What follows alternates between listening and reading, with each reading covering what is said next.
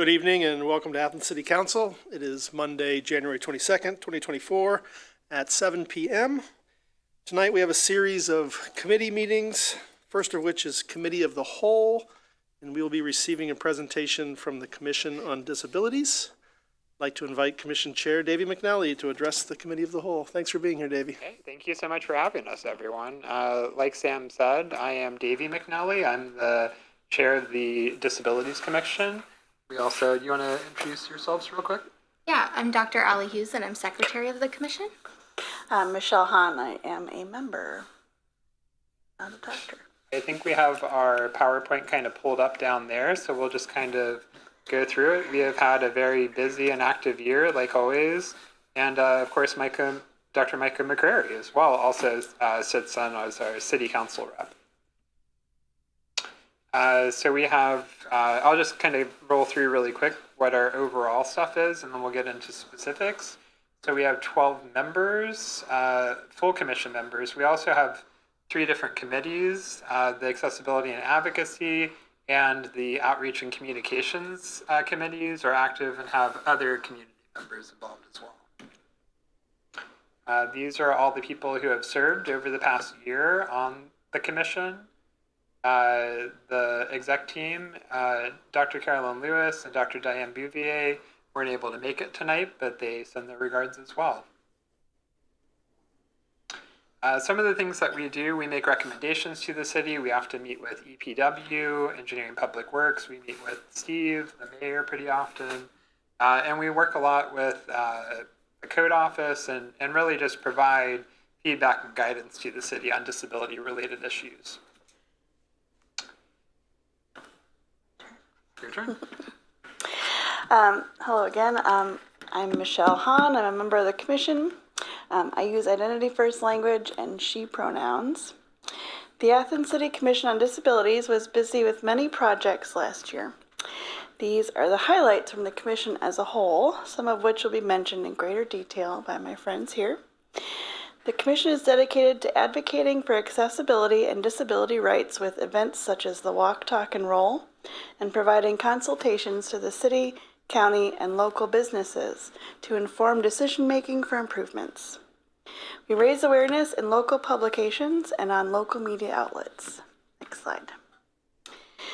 Our advocacy extends to our work in providing feedback to the Engineering and Public Works Department on plans for future improvements and our development of an accessibility matrix that we can share with city officials, drawing attention to needs of greater accessibility.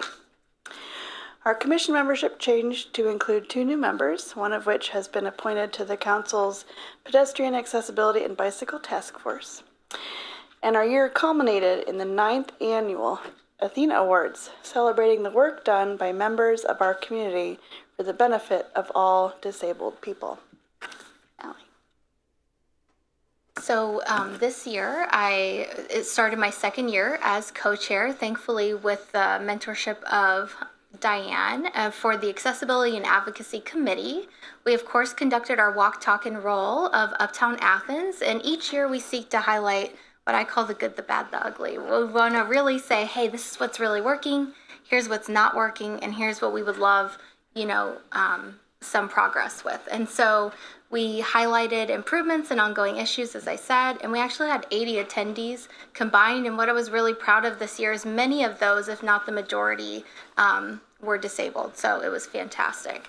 We also collaborated with EPW about Washington Union and State Street projects, lots and lots of meetings, trying to decipher those plans together. And we were able to make some really great improvements. So we also began our matching grant fund, the ABC grant, with the city to improve accessibility. And we actually had 6 businesses that applied, and we were able to grant them funding and match their contributions to this. And so that included door openers, ramps, entrances, and even furniture. And so the thing I like to say to folks as we're talking about accessibility is it can be really small and it may not cost a lot of money, but it's going to be a really big improvement for the person that needs it and has the disability. We also did accessibility consultations at local spaces. That includes Job and Family Services recently, Burr Oak, Brennan's, Bagel Street, and so many more. We were really busy writing reports this year about these local spaces. And we also provided consultation to EPW, as I said before, on the street and sidewalk projects, and we're happy to continue those consultations. Hello again, it's me, Michelle. Now in my role as co-chair of the Commission's Outreach and Communications Committee. In reaching out to the community and communicating the work that we do in the Commission, we were able to guarantee coverage of the Accessibility and Advocacy Committee's Walk, Talk, and Roll, as well as our own 9th Annual Athena Award celebration, where 100 of our friends and family honored the dedicated service of Scott Dennis, Meredith Earlwine, Ben Dickus, and Tina Carnes-Kelsey, and naming Billy Peacock as the 2023 recipient of the award in recognition of his incredible activism toward justice for our community and his engaging advocacy, making him highly deserving of the award. And this is me, Davey again, and this is our executive team. JW has retired from the commission. As you may or may not know, he is touring as a member of the Blind Boys of Alabama. So I think he's on a cruise ship in the Caribbean. He just got back from his cruise. Yeah, real tough. So he's having a great retirement, I would say. We're sorry, we'll miss him, but looking for someone else to fill his shoes. So there's lots of ways to get involved with the Disability Commission. The easiest way to get involved is to join one of our committees. To come to some of those committee meetings, we encourage everyone in the community to do so, and they're pretty well attended. People can come to our accessibility and advocacy if there's certain issues that they want to see change, or into outreach and communications if they're interested in more media and getting the word out. So we often recruit through that as well. People can always let us know if they need accommodations. So if you're out there watching this, we encourage you to join us. You can call into the mayor's office, follow us on Facebook, or email us at disabilitiescommission@ci.athens.oh.us. So we couldn't leave without, and we'll take questions after this as well. We're doing really well on time. We're good. But we can't leave without making really specific asks to make the city more accessible and better for people with disabilities. The first thing is just to keep us involved in decision-making processes. Andy and Steve do a great job of that, and we really want that to continue. So we invite EPW, we invite Andy, we invite Steve to meetings, and they come and Micah's here. He comes, brings back information. Also, Lacey Rogers serves on the commission as well. They come and provide information. So that's the first thing. So, as was mentioned with Lacey, support the city's DEI accessibility coordinator position to help make changes and improve accessibility.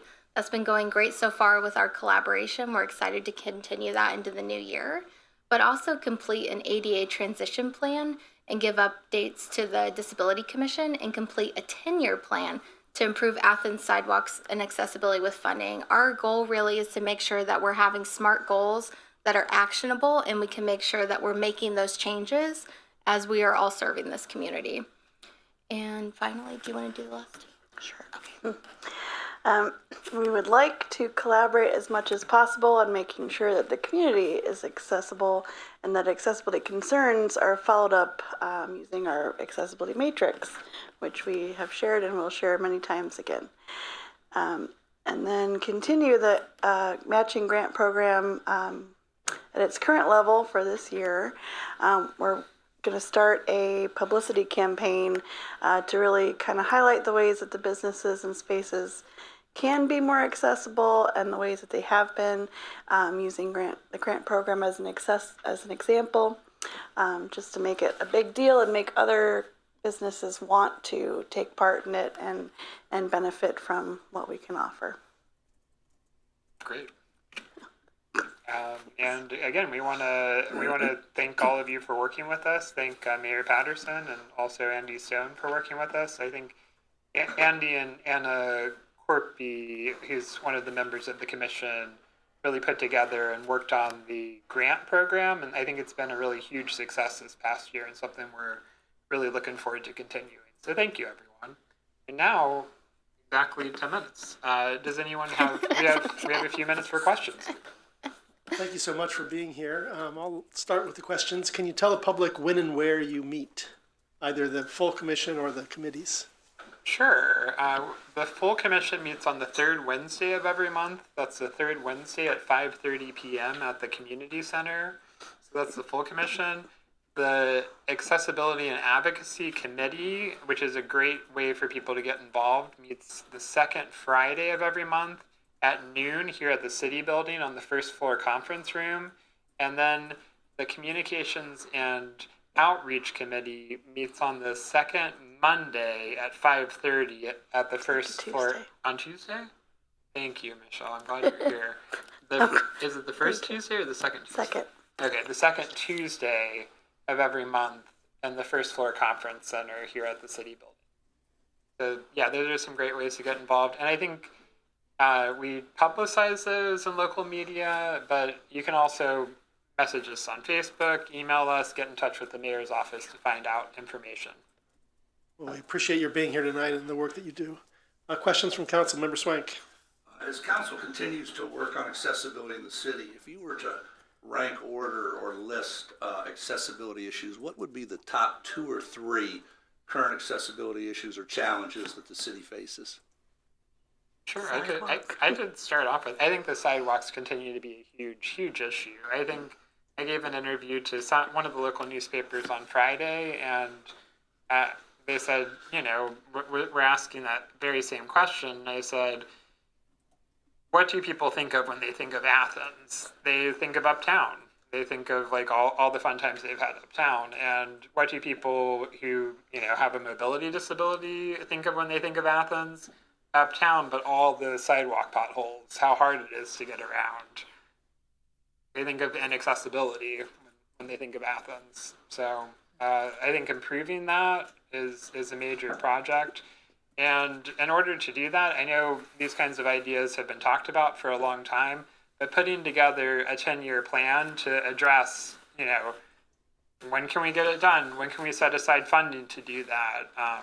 And really starting to follow that. I think cities that are successful in addressing these issues really have that 10-year plan as part of the ADA transition plan as well, which I know, you know, Paul was definitely working on, and it's somewhere in the process of getting done, but something that we should get done soon. Thank you. Anyone else have any answers to that question? Other members of council, any questions or comments for the commission? Member McCary. Will there be a walk, talk, and roll event this spring? And What? if so, could you tell us about it?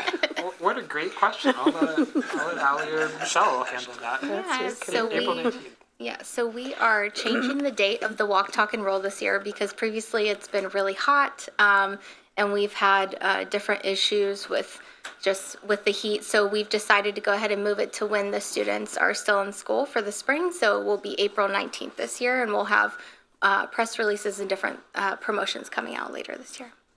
We just set a date on Wednesday with the full commission, so now we're working on everything else that goes along with that. Great question, Mike, and we encourage everyone on city council to be there. It's a great little walk, and we'll have some guest speakers, and it'll be great. Pizza. Probably pizza. Yeah. Mm-hmm. Member Spianis? So how many people are on the commission? I'm curious. Sure, we had 12 people serve as full commission members this past year. We probably had, in addition to our committee structure, I would say maybe like 20 to 25 people that served on committees over the course of the year as well.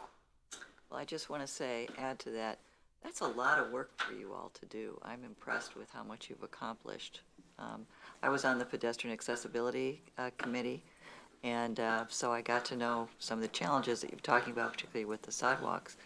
And so I am so glad that that's being handled. Thank you. Yeah, thank you. That means a lot. I think it is a lot of work, and we have really talented, amazing people on the full commission and on the committees. I think some people, I saw Rob is year. I think there might be other people, but serves on the Accessibility and Advocacy Committee, and just so many people who are all not just on the commission to be on the commission. Everyone has a role and is pushing things forward, which is great. Terrific. Can I add one thing before we close? Please. As you may have heard me mention twice there, we had the 9th annual Athena Award in November, which means that the upcoming one is the 10th annual Athena Award. And the commission started in 2014, which means we're also in our 10th year of the commission. So that's a big deal that we're probably going to make a huge deal out of. So keep an eye out for fun stuff with that. Wonderful. Yes, Member Wood. Yeah, you all mentioned the accessibility matrix, which is really interesting. And I'm on the web page now, but could you share more about that and what that entails? Some top lines of what that matrix looks like? Yeah. Sure. Oh, go. Well, can I say something really Yeah, quick? of course. People Yeah. always ask us, what's the most important thing to do in Athens to make Athens more accessible? And so, Allie, Yeah, so I have like a program manager kind of brain from being in research. So I like to say, okay, this is the date that we talked to EPW and we said, hey, this is what we need. And so it's like a specific sidewalk that needs patched or a specific intersection that just is inaccessible. Like one of the things that we were able to find out from speaking to one of the engineers that we were able to fix actually was there was a really short crosswalk time. It wasn't good enough really for anyone, let alone folks that need to cross, you know, with a cane or anything else. So we were able to mediate that. But it's those sorts of things that sometimes come to us as emails in the community, or and it's just like a way to document it. And so we update that pretty frequently, and we've shared it with the engineers and different folks. But as we're updating our website, and Michelle's working on that as well, we hope to just have it as a living, breathing document that folks can let us know and we can add it, or they can add it themselves. and that way we vote every quarter on what is the priority. And we keep track of like who we told, when we told them, what follow-up needs to be done, if they're waiting on something from us to, you know, a consultation, whatever it is. So that's how. Another example is the parking off of Stimson over by where the bowling alley used to be. That was a big issue that people kept asking us about, and we had been talking about it for a while, but then we had it down and we were able to share that with EPW, and it got done last year. It had been like a 4-year period.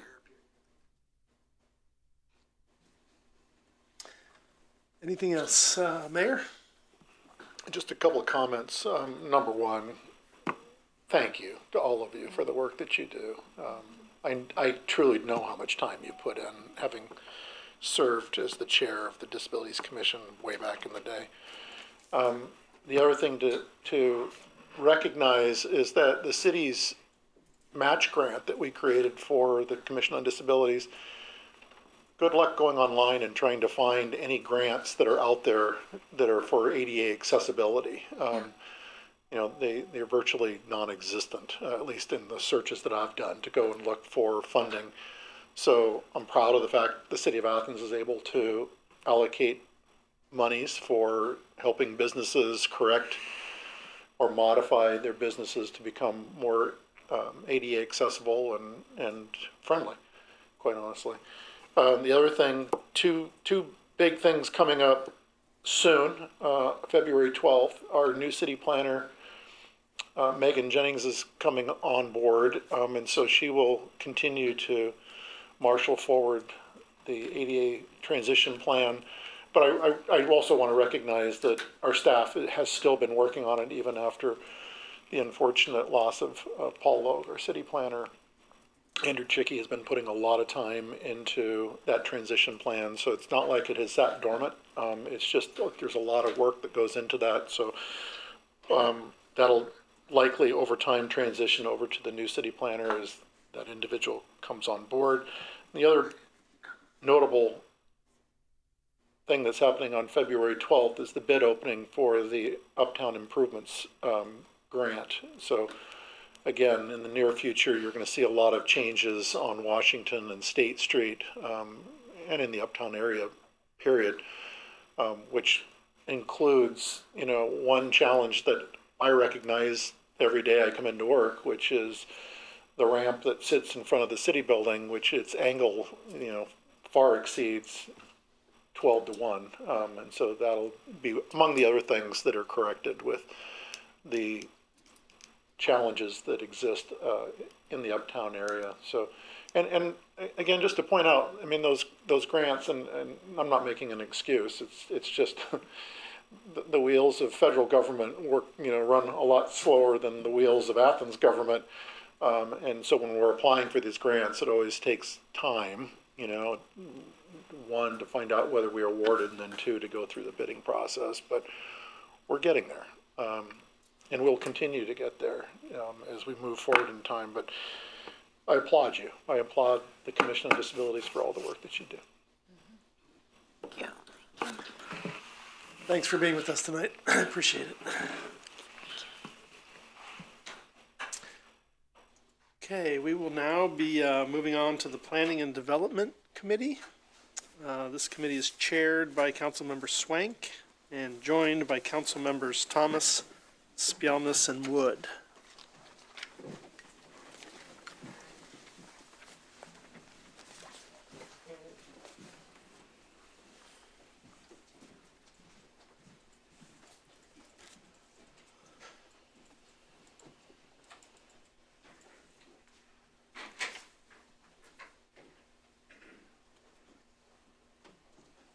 Okay. Just one item for the Planning Committee today, and this is actually something that is now 12 years old. And hopefully everybody got an opportunity to take a look at the 5 pages of supporting documentation for this. Had a very nice conversation with Director Stone last Wednesday, where we kind of laid out what this was all about, but also processes and procedures, at least for the Planning Committee, in bringing things forward, so that hopefully you will have all the documentation on the Friday before the meeting. It's plenty of time to take a look at it over the weekend. I really don't like handing people a 5-page document, expecting you to digest it here on live TV. So, Director Stone, appreciate you getting this to us. As I said, it goes back 12 years. I'm going to read one paragraph to set the stage. Pursuant to the Ohio Revised Code 5723.01, the court, having received the certification of the prosecuting attorney and having notified the City of Athens that the following described property was twice offered for sale without bidder, and further, having timely received the petition of the City of Athens, the court hereby orders, in all capital letters, that the following property be hereby forfeited to the City of Athens. Without getting in all the deed notations, we're talking about the property at 83 Columbus Road. For those of you who don't have Google Earth memorized, what that is that vacant lot that's right across the street from the Bickle Insurance Building and Tom Parfit's CPA office. For those of you who go way back, it was a buy-low gas station. The reason I mentioned it was a buy-low gas station, since 2012, and this is dated December 10th, 2012, that property has been remediated to the point where if you wanted to build something there and had the proper permits, you could do it today. We're not dealing with environmental hazards and all of that. It's been taken care of.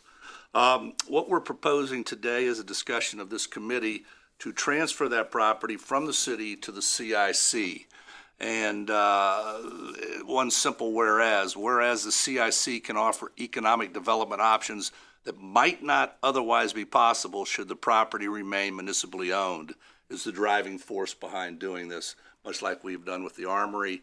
And if these things continue to go the way they've gone so far, perhaps other properties going forward. One of the big advantages to the city is if we can find a buyer, for lack of a better word, that returns this property to the tax rolls, because right now there is no tax being collected on that for the city, the county, or any other jurisdictions such as the Athens City Schools. There is one deed restriction in case you missed it on page 3. It says, on the deed referenced above, there is a deed restriction that no intoxicating liquor shall be manufactured or sold for consumption on said premises.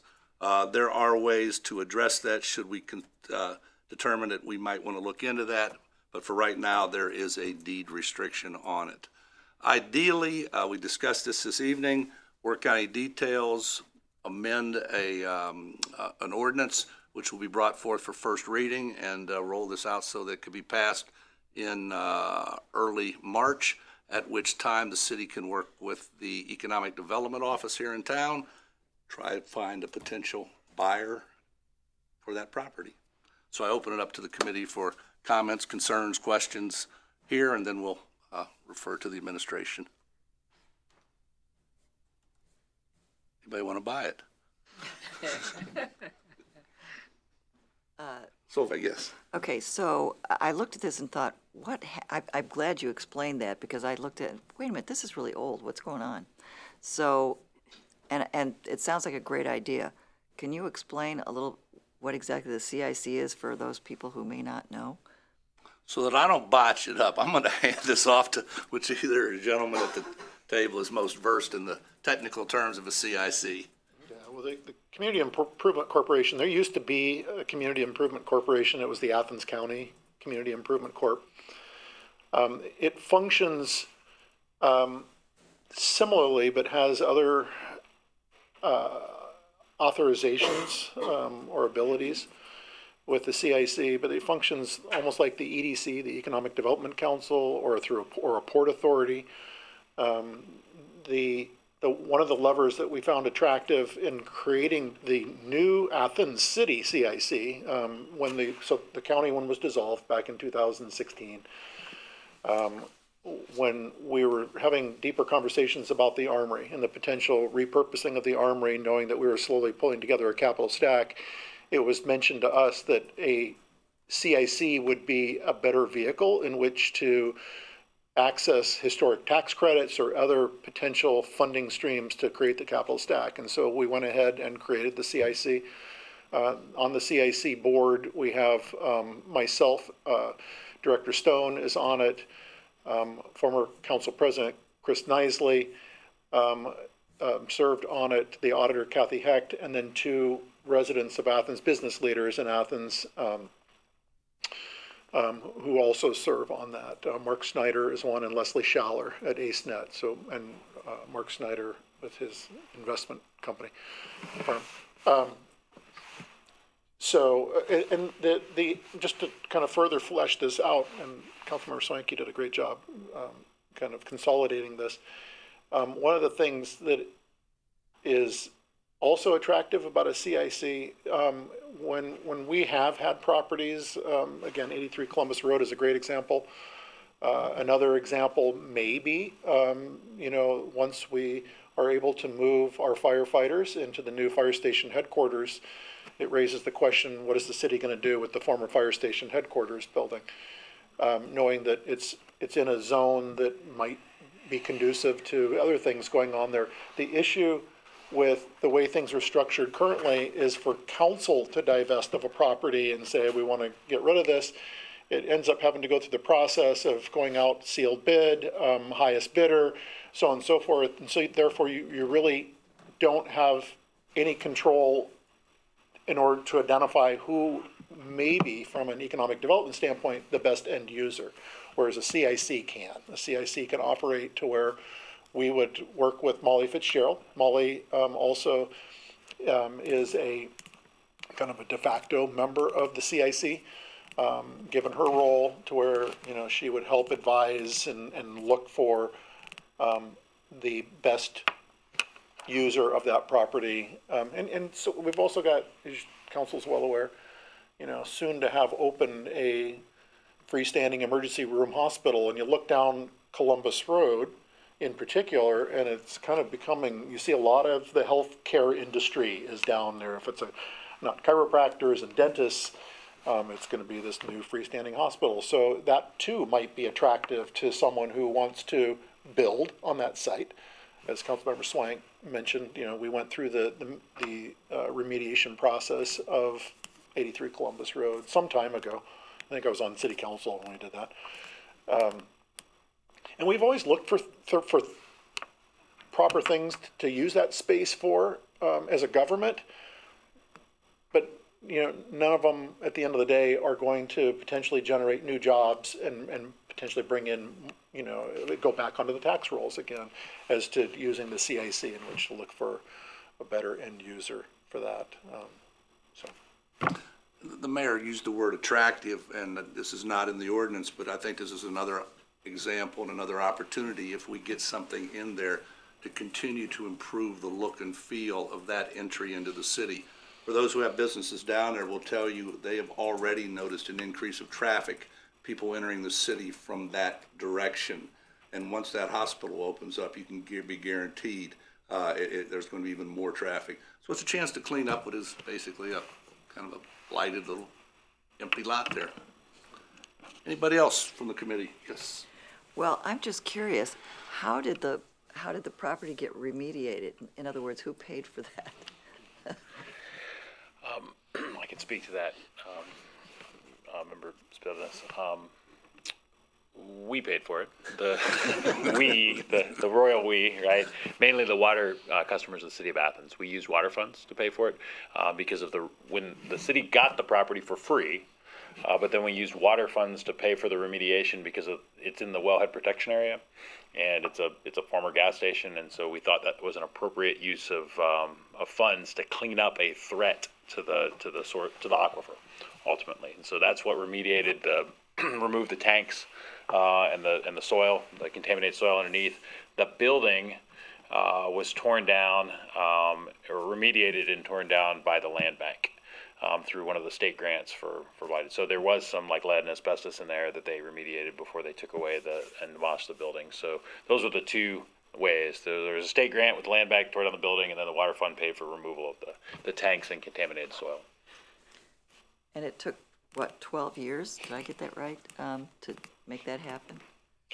Actually, to get the building torn down, that was relatively recent. The tanks were removed within the first year or so after the city acquired the property.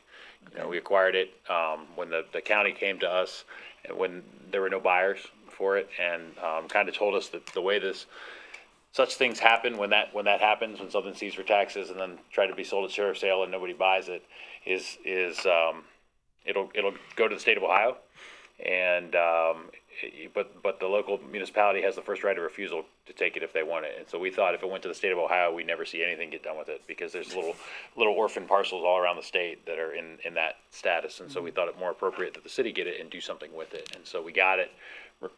Took out the tanks and the contaminated soil right away, and then there were a lot of ideas of what to do with it, as the mayor mentioned. We talked about making a trailhead for the bike path spur that comes out fairly close to there, but it's on the other side of Columbus Road. Maybe it wasn't the best. It wasn't quite situated exactly where we needed it, and so I think this is really probably the best way to go. Which, as the director was saying, that's the reason why the structure sat there for as long as it did, because we were thinking, maybe we can repurpose it. But at the end of the day, it had a bathroom, kind of. A tree. Right. You can look at it this way too. We talked about this as a council in May, and here we are a new council, and it only took us 21 days to get it that far. So let's not look at this as a 12-year project. We're moving quickly. Yeah. All right. Any other members of council? Comments, questions, concerns? No, I remember back when the mayor and I were both on council and this thing came up and wondered what the hell we're going to do with this thing. Never did figure out exactly what we were going to do with it, only it definitely was a threat to the wellhead, so that those tanks had to come out. And I believe those tanks were completely intact. There was never any contamination coming out of them, so lucky on that one. Yeah. Members of the public? Okay, that concludes the planning committee. Thank you, Member Swank. We will now move on to the Transportation Committee. This is chaired by Member Spjelness and joined by Member Clodfelter, McCary, and Reisner.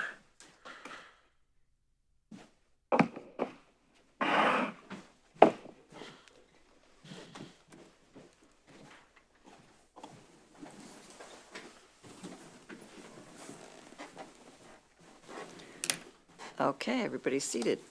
All right, so the first item is actually 3 items, so I want to make that clear. I'm not sure exactly how that worked out, but There's 3 different relatively simple items. This is something we do every year. It's important to get it done, so let's do it. The first one is ordinance authorizing the Service Safety Director to close the streets for special events for 2024 calendar year, and authorizing the Service Safety Director to change requested dates so he doesn't have to come back to us 16 times in case something different needs to be done. So I don't need to really read off all of the different dates, do I, or should I? I don't know. I didn't think so. Anyway, there's things like the Ohio University International Street Festival, the Athens Film Festival, Dora, Boogie on the Bricks, et cetera, all the way through to December 6th with the annual tree lighting. So there's all of that. Anyway, it's pretty straightforward, and you need to close the streets in order to do that, obviously. So that's really basically all it is. Any comments, questions, concerns, whatever?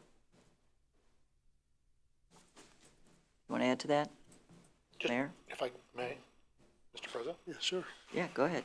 Just a brief comment for the new council members. You know, the way things used to be is that council would take up each one of these individual events and go through at random times throughout the year. And so we've turned that corner roughly about the time I took office as mayor, to where it's like, let's just put together a slate, to where council approves a slate all in one fell swoop, to where we can get it done.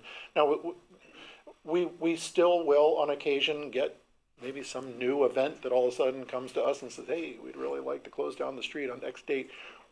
We will consider those, but typically we would encourage them to get on next year's calendar, so that we're not bogging down council with a whole list of other ordinances. It's just, this is easier for everybody.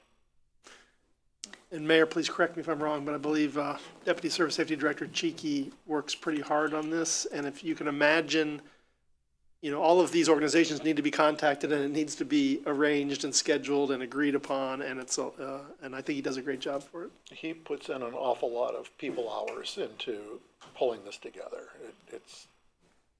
It's a job. Okay.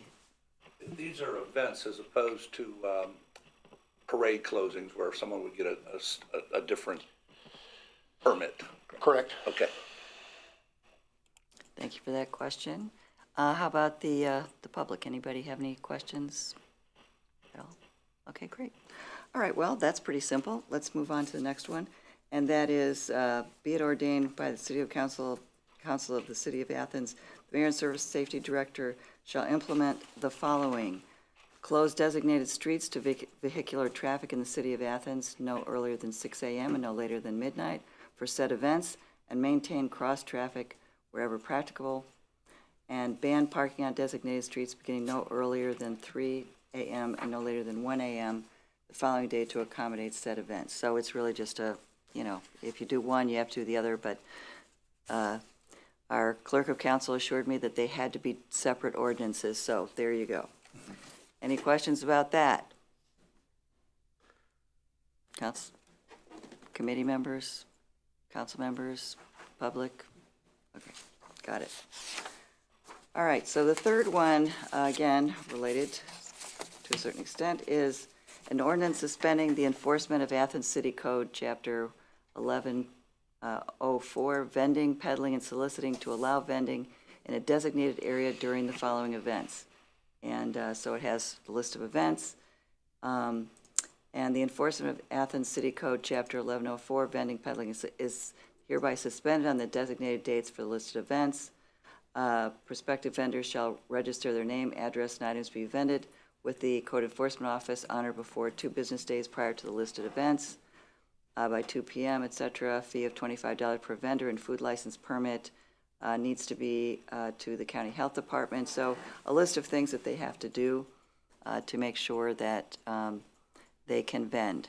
And obviously it would be nice to have some vending of these kinds of things for events, so there you go. Any other comments, questions? Does Mayor, anything? Okay. Great. All right, and then we actually have another one, and that is an ordinance suspending the enforcement of Athens City Code, Chapter 13.0410, unnecessary noise in designated areas during the following events. And so, again, some of these events obviously are going to be noisy. And so normally, under most circumstances, there is a noise ordinance. But during these events, that's going to be suspended. I'm sure everybody's happy about that because otherwise it'd be a big hassle. So any comments, questions, issues on that one? Okay. I'll ask a question. Oh, all right. Can the city administration share anything about Oktoberfest? That's a new one to me, correct? Yeah, please do. So that's a placeholder for an event that, as the mayor mentioned, happened last year and too close to the time. It didn't happen, but the idea perked up. Too close to the time, we said there's no way we can pull this off this close to the time. And what it is, it's the Brew Week folks would like to do an event in the vicinity of Oktoberfest timeframe, the end of September timeframe. And so we said we'll add it on last year we said we'd add it on next year's on the 2024. There's not been any planning to what we know, but if it does happen, at least it will be on the calendar. A fundraiser of sorts for Brew Week? Yeah, to support Brew Week. Excellent. Thank you. Thank you. Yes. That brings up an interesting point. This past year, or maybe it was the year before, there was some talk of an event in conjunction with New Year's Eve. And again, they weren't able to pull that off. Is that just a dead issue, or? You're referencing the Passion Works. Passion Yes, sir. And having the Passion Works flower drop. Right. That, we've not had any communications with Passion Works as of lately to see if they wanted to have that move forward.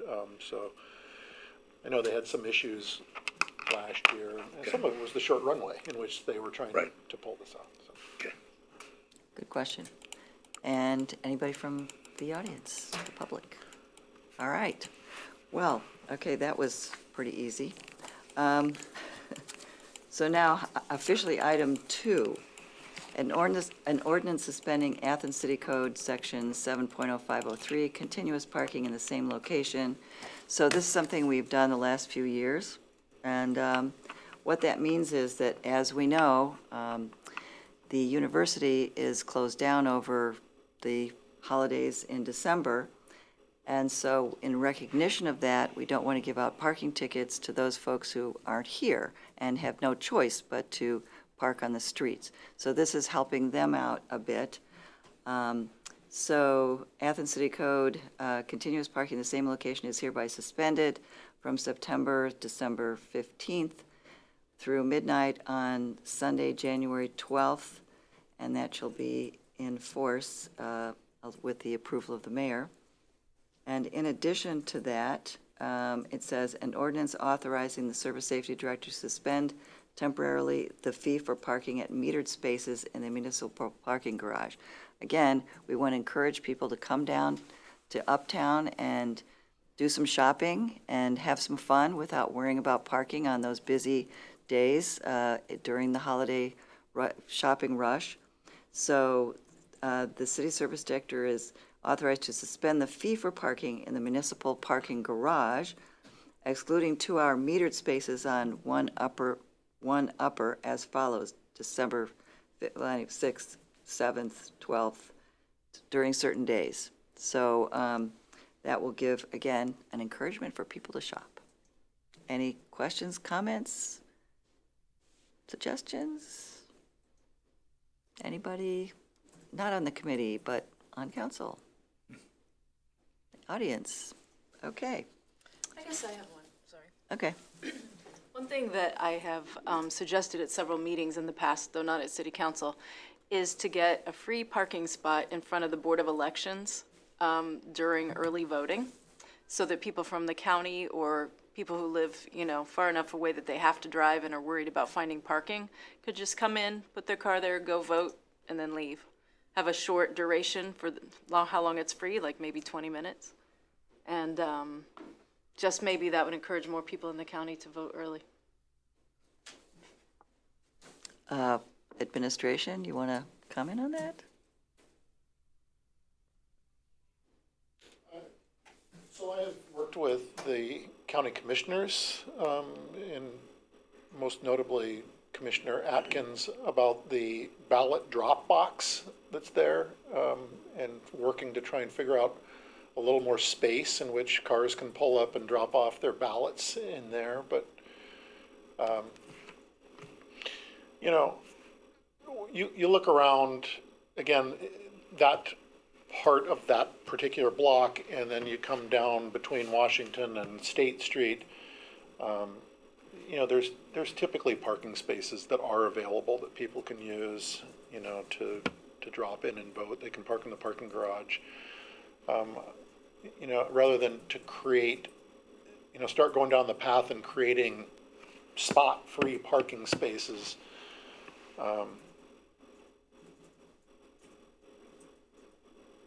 Could open us up to more challenges with parking spaces elsewhere in the future, so. Go ahead. And I respect those concerns. I think you're raising really good points, Mayor Patterson. I just heard from people I know in the county that they don't ever want to come in and vote early in person because they're worried they're going to have to deal with parking in Athens. Like, it's just a really stressful thing. And so they don't come. And sometimes they don't vote. So if we just had a spot in front of the Board of Elections, I think more people would vote. You know, here's what I'll do, is I can certainly work with the county commissioners to see if there's parking spaces in the back of their building, because they have their own parking lot back there, to see if they would free up free parking, you know, on their property during election season. Okay, thank you. Well, I think the other piece of that, since we just had the Disability Commission here, is for those people who have difficulty maneuvering, walking or wheelchair, having something easy to, you know, come in and vote would, I think, would be meeting the mission of helping people with disabilities. So. There's a spot right there. Oh, is that? Yeah, there's a spot right there. Okay. And there's one right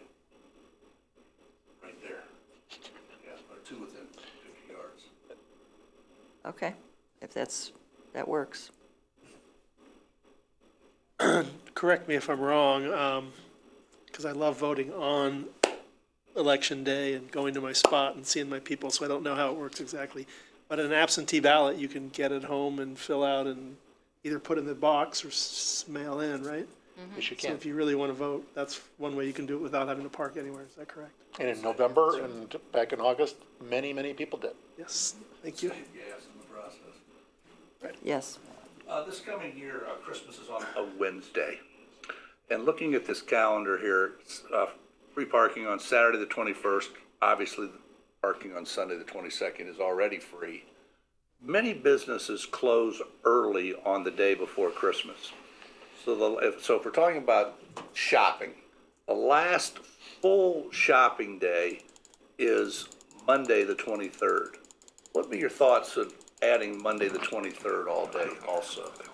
So basically starting that Saturday through Christmas Eve, you can park for free. Works for me. But- It's just kind of an outlier, that loner day there. Let's do it. Yeah. Okay. Works for me. Any other comments? Write it down. That's her job. Any other comments, issues with that? Thank you.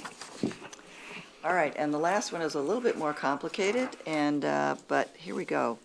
So for project 367, the East State Street Signal Improvements Project, that's a little hard to say fast. It's to upgrade the signal controllers and some of the signals from Home Street to Walmart to better coordinate traffic progression in that corridor. Apparently, even though they're not that old, there are some issues with the signals, either replacing them or essentially replacing the guts of them to make them work better. So the project received $429,658 in funding for construction through ODOT's Small Cities Congestion Mitigation Grant earlier in 2023. And legislation is needed to authorize these funds and the local cost share for design, construction, and construction engineering, and authorization to advertise the project, accept bids, and enter into contracts. So, essentially, it's appropriating from the traffic fund, 220, to transfer from the TIF, the Tax Increment Financing Fund, to replace it. So in essence, we're paying for it, but then we're using the TIF money. So essentially, none of our general fund money is going to have to be used, which is fiscally prudent, makes sense, and is good for the city. How's that? If I could add just one point. Of course. We appropriated the ODOT money and the money in the street fund as part of the budget. So all that you'll be doing is authorizing those expenditures. And then the local funds, those street funds that we put into the budget, this project is in the TIF area where you're actually allowed to spend money in Fund 593, the TIF proceeds.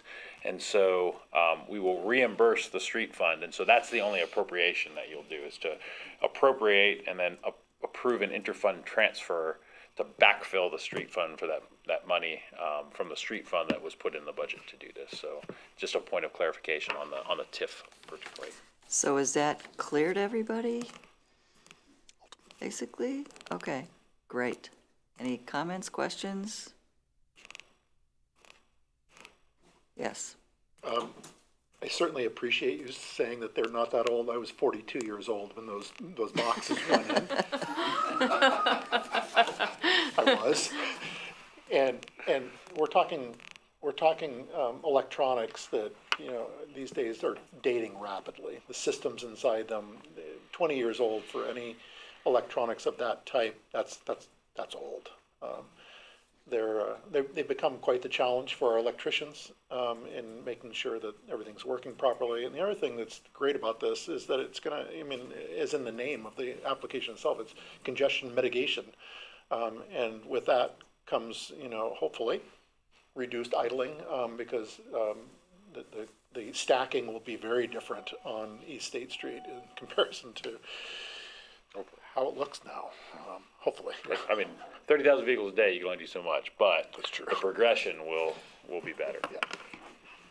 And Mayor, we really only know the relevance of your point if we knew how old you were today. You're 45, 46? I was mean, we're going to talking about say, a you're couple of years? 45 now? Okay. Cool. 45, that'd be great. Thank you for that additional information. Sorry. Okay. Anybody, other council members? Comments, questions?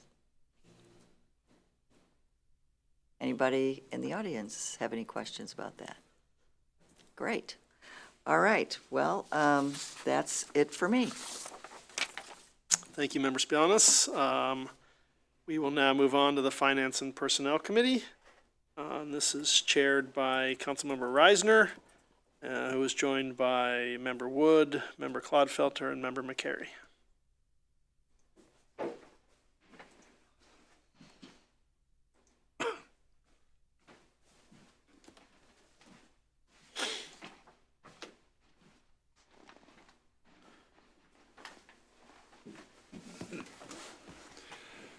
Okay, as you can see from the list on the agenda, there's a few more talking points this committee than the others.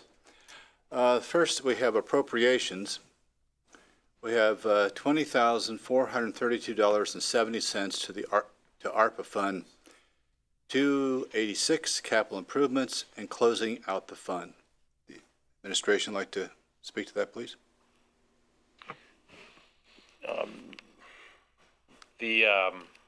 There were $250,000 in ARPA placed in the annual operating budget. And so that's already been appropriated. You started an ordinance last week to grab 110,000 of that to put towards the fiber project. And so that's already moving through. What this is the remaining balance the remaining unappropriated balance in the ARPA fund. And those ARPA funds have to be spent, relatively soon anyway. And so what we'd like to do is go ahead and do that appropriation so they're all there. And then, if I have an expenditure that's greater than $75,000, which I anticipate having, then I'll need your authorization. I'll not need to have it appropriated, and I can just come and ask for the authorization. Fairly concise. Any questions from the committee? Other members of council? Auditor? Or treasurer, I should say. I don't see the auditor. Okay, well, we'll move on to the next one, which I'm frankly not all that thrilled to bring up, but increase appropriations. Decrease diversion fund, 232 personnel by $44,900. Decrease court community correction fund, 235 personnel by $66,500. Increase general fund court, 101.106 personnel by $115,000. As I understand it, and please anybody who knows more about this jump in and correct me, we have a situation with our municipal court where they have two grant-funded programs, diversion and court community corrections, that are funded by state grants. They're not funded out of the general fund. So those funds, as I understand it, those grants are going to expire, I believe, sometime around the end of August or the beginning of September, which would mean that the personnel and the programs that are funded by those grants will no longer have any funds to continue. Now, from what I understand, the suggestion has been made from the court that when those grants expire, the difference be made up out of the city's general fund. Now, to do that, the court would be required to come to council and ask for an appropriation for the amount that they need to fill that deficit. As far as I know, no such request has come forward. So we're sort of in a predicament where we know there's going to be a situation coming up where they're going to have to do something. The only possibilities that I see other than asking for money from the general fund is just simply to eliminate the programs. I don't think they want to do that. I don't think, but I haven't spoken with the court. I don't know what their plans are. I'm just relaying what I believe is the situation. So it's essentially right now in our lap as council. What are we going to do about it? Should we do anything about it? If the funds are not going to expire until August or September, what's the hurry? Why do anything about it now? I mean, it's a legitimate question. On the other hand, you could say, well, why not get ahead of the game and take care of it while we have plenty of time? Again, really, he's saying this, but the court at some point has got to make a request to us to say, hey, either we're going to eliminate these funds or the programs, or we need more money. I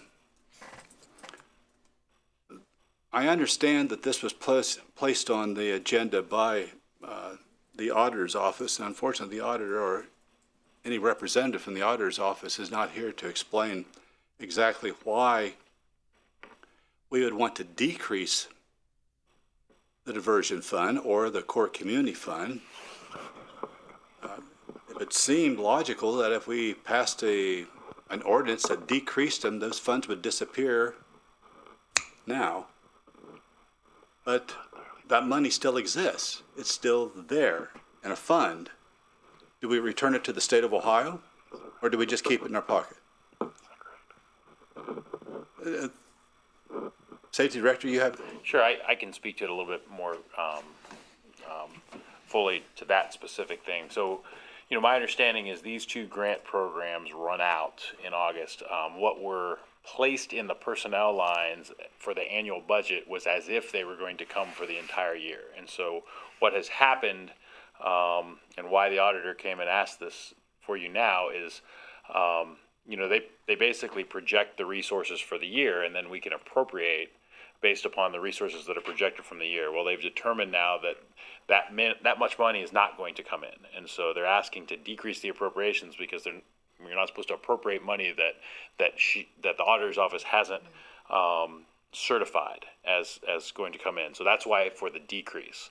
Regarding the increase, that we try to fully fund all people who are on payroll in the TC 100s in any given year. And so you don't have to. You could do it closer to the time to go ahead and backfill those TC 100s.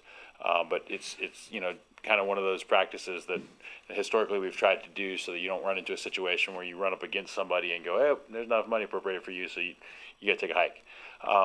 You have some time to do that. I agree with you that you got someone has to make the case for this, but why the auditor's office asks you for it now is because they have to certify the resources. They've determined that $44,900 and $66,500 is not going to be coming into the city after that 7th month or whatever, and so because they can't certify those resources, the appropriations have to be decreased.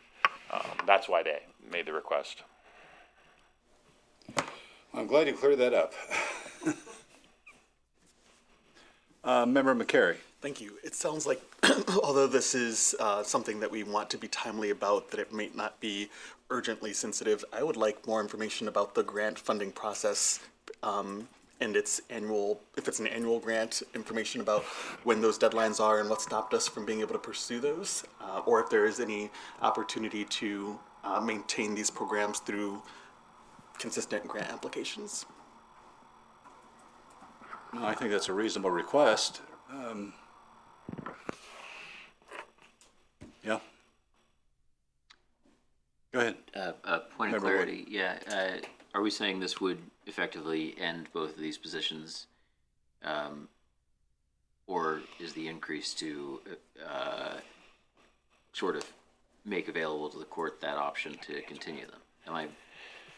Sure, the increase would take money from the general fund to make up for the loss in the external grant fund. So there's been a couple positions that historically have been funded by grant funds, and this basically would be funding with internal city funds, and that's hence the $115,000. Member Clotfelder. Is there a plan to continue to fund these positions out of the general fund in future years, or is this for the end of the calendar year? I certainly can't speak for the court, and it's best that you direct those questions, as the power of the purse that resides with council, that you direct those questions to the court personnel, the judge and clerk. Member McCary. Do we know if these numbers, the 44,900 and the 66,500, represent salaries, and are the folks in these positions for the diversion fund and the court community corrections fund, would there also be additional medical insurance costs, or are these reflective primarily of salary?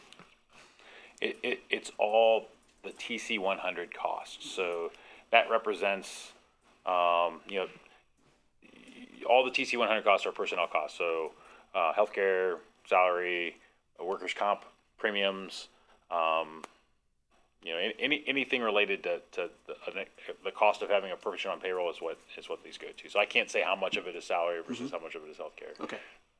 Thanks. Member Swank. Those are all great questions, and we could spend another 20 minutes adding to them. But I guess 2 points I'd like to make. Number one, do we have any indication as to positive impacts that this program has? Are there any measurables?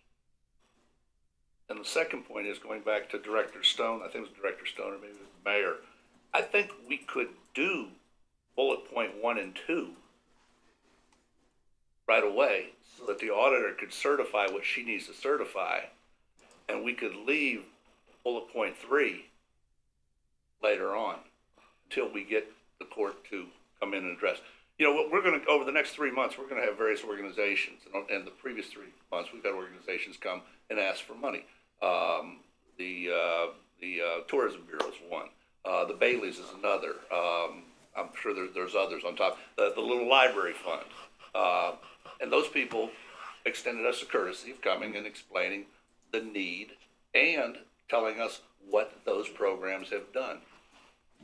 Until we get the same thing from the court, I would be very, very uncomfortable moving the appropriation of additional money forward, whether it's coming from the general fund or coming from the sky.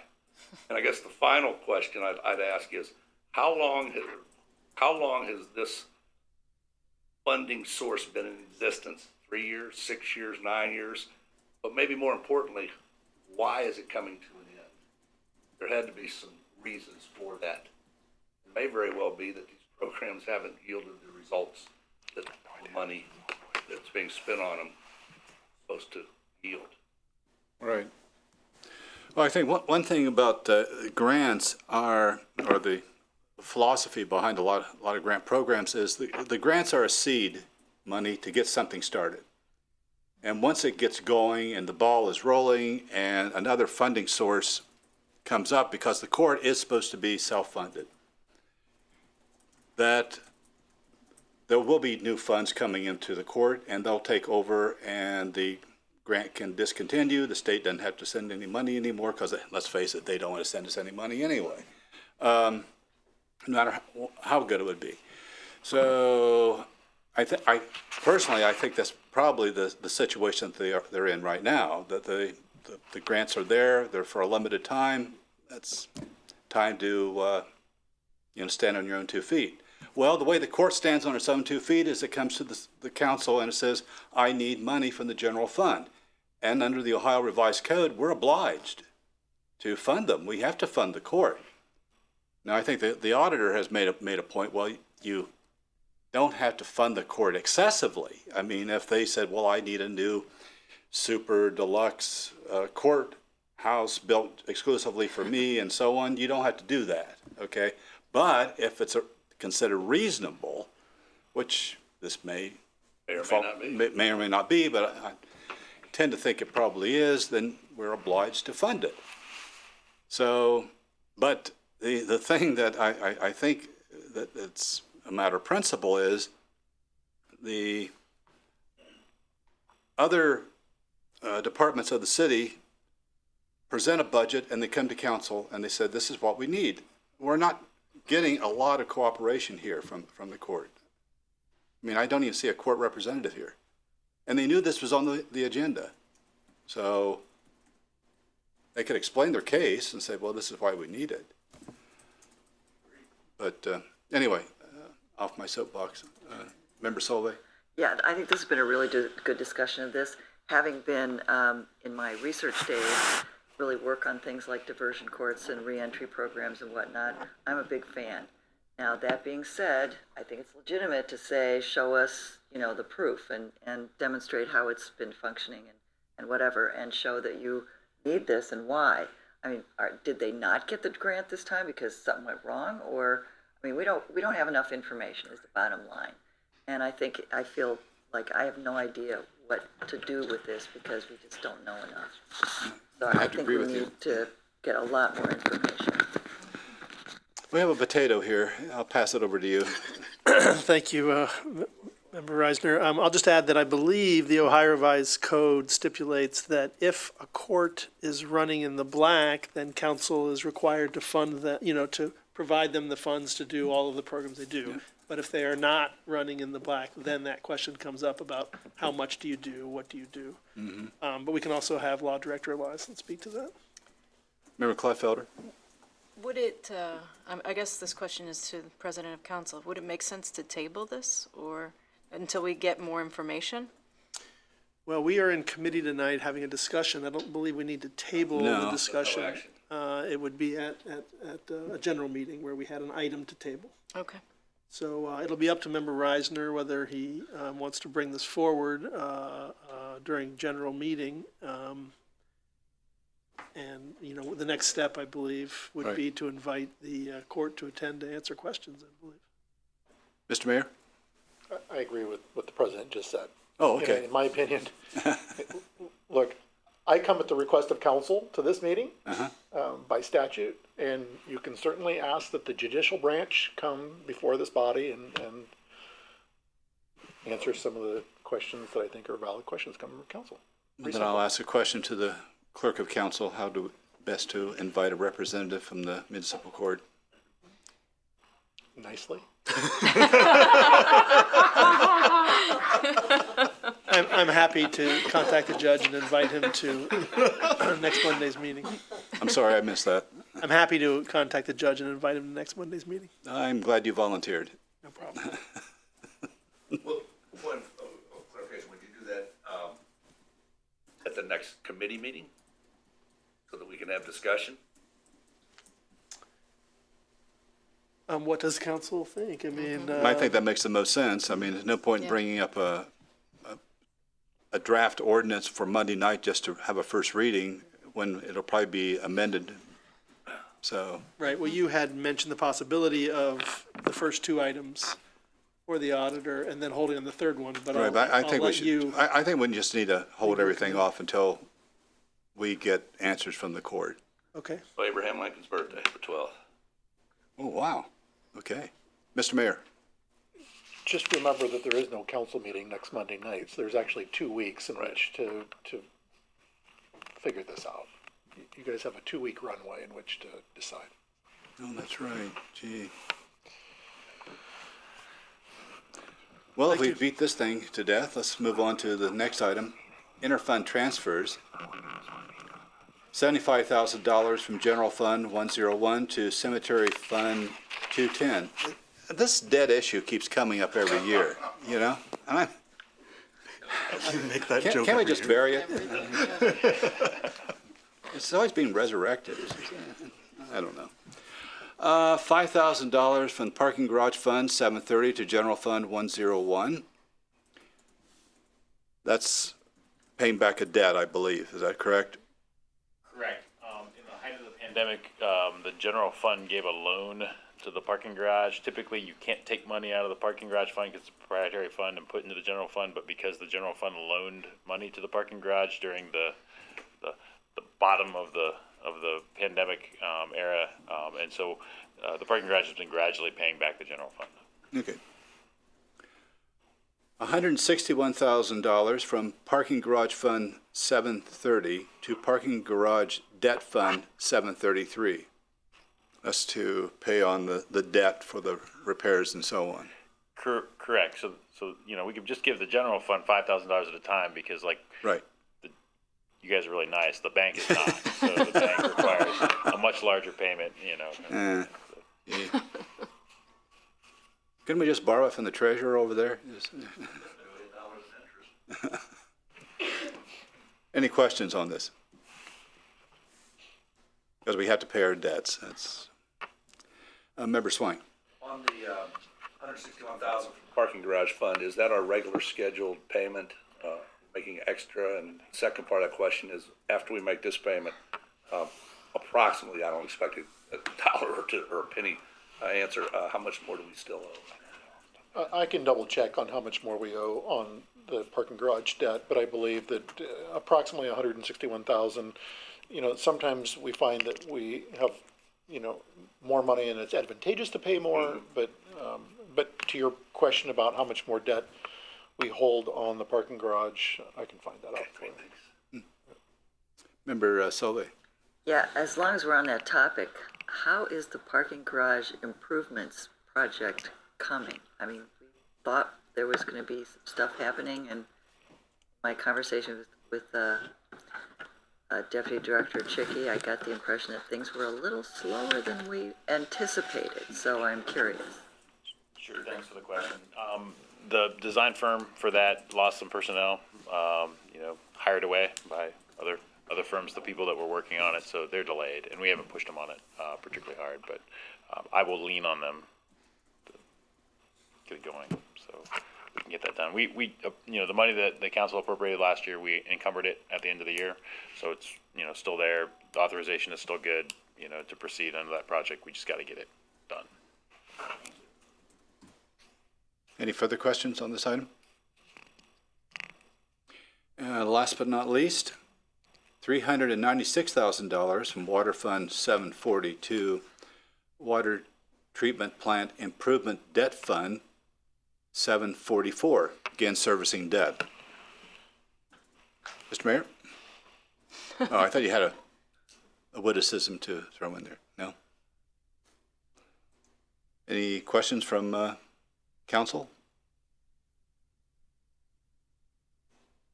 No? Okay, well, in that case, that concludes Finance and Personnel Committee. Thank you, Member Reisner. We will now move on to our final committee meeting of the night, City and Safety Services. This is chaired by Member McCary and joined by Member Reisner, Swank, and Thomas.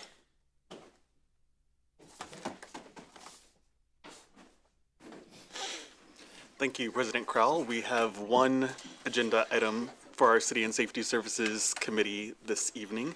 It is an annual item, 2024 Water Softening Salt Authorization for an expenditure of $184,860. Again, this is an annual purchase that the city makes for annual water softening for the water treatment plant. It was $168,000 last year, so we are seeing an increase in about $17,000 this year. And I believe, although our ordinance will ask or invite our City and Safety Services Director to accept bids, I believe we end up typically going. Have we had the same provider, Director Stone, for the softening salt past years? No, It changes. I mean, there's only a couple that produce that size salt, that sell in this area, but it's usually only one of two providers. Thanks. Could you speak to the cost increase that we're seeing this year? This is the bids haven't occurred yet. We place money in the budget every year to be able to buy softening salt. We dropped quite a bit than several years ago after we did some softener rebuilds to where we our zeolite, replaced the zeolite, and that made our salt that we did have go a lot farther. And so, I think a few years ago we were spending, pushing $300,000 in softening salt. So, but this increase, we anticipate some inflationary pressures on the product, basically. And so if the bids come in cheaper than that, obviously we won't spend that much. But Excellent. And can you offer any comment on the timeline for our annual purchase? I know this is the time of year that we are authorizing, but when do we tend to complete the bid collection process and actually acquire the softener? we have enough right now to get into the summer months, so I would anticipate, this could go in accordance with regular order, and then after you authorize it, we'll prepare the specs and put it on the street, and then get a bidder. Thank you. Open up to questions from other committee members. Yes, Committee Member Swank. This is more about the bidding process. Do you find that when we have bid opportunities like this, that the companies who are participating in the bidding process pay attention to the amount of money we authorize as an expenditure to gauge their bid by? That comes from 34 years of bidding on, yearbooks across the country. If I saw this, knowing that the 10% rule still applies here too, right? Well, this is different. No. So the 10% rule, and really it's 20% now with the state law change. Okay. It has to do with construction projects where you have a design professional, so either an engineer or an architect, who says that they have an opinion of probable cost, and it has to be within 20% of the opinion of probable cost. So, with regard to a company bidding to provide a product, we don't have to say, we don't have to give an opinion of probable cost. So we're basing our estimate on previous year's expenditure plus what we kind of are seeing with inflationary pressures. But we don't, in the bid document, we won't say, the opinion of probable cost is $180,000. And so we won't do that because it's for a product rather than for a construction. No, I realize that in the actual bid, but in publicly attainable notes here, we see what probable action of council will be. Yeah, I mean, if they're smart, they'll pay attention to what's available. Okay. And now then you hope that because there's more than one bidder, Competition, yes, competition that drives Still back gonna be down. price sensitive. Right. Yeah, okay. I was just curious how that, Right. this is a little different than, public schools. Sure. Great, thank you. We'll go first to Member Reisner and then to the mayor. Approximately how many tons will we need? You asked me real quick, I will get that answer. Yeah, I'll get that answer. I want to say in the 200-ton range, but let me get that answer. We can come back to that. In the meantime, Mr. Mayor, comment, question? Just to share, I mean, I've been through this process many times, and to kind of echo what the service safety director was saying, we typically have 2, maybe 3 companies that will bid on something like this. You know, one of the things we can watch carefully is knowing that likely they, let's say, the lowest bidder, whomever that is, has likely won bids elsewhere in the state. And so, you know, ton per ton, depending on the timing of that, we could certainly pay close attention to that too, to where if we see all of a sudden something comes up to this number, yet other places it's been less than. You know, we can certainly question that bid. And also just to share with council, and in particular newer council members, because you'll get this, I think, from time to time, like, well, you know, why don't we use road salt in place of this? Well, this is very specialized salt that you can't use. Very different types of salt when it comes to salt that we use on our streets versus salt that's used by the water softening We process. did do the reverse one year because there was such a shortage in road salt. That's right. So we bought water softening salt and diverted some of it for road salt because we couldn't get road salt. I mean, it was a major issue. But the problem is water softening salt is like that big, right? So I mean, it was like dropping golf balls out of the back. So the motorists were not happy during that. But I mean, it was that or not have any salt whatsoever. But we really tried not to do that. Thank you. The softening salt market is much more level, whereas road salt, is very volatile because of supply and demand from previous years. Do we have any questions or comments from other council members at this time? Anything else from the administration? Audience? All right, well then that concludes City and Safety Services for the evening, Mr. President. Thank you, Member McCary, and that concludes our meeting this evening. Thank you for attending.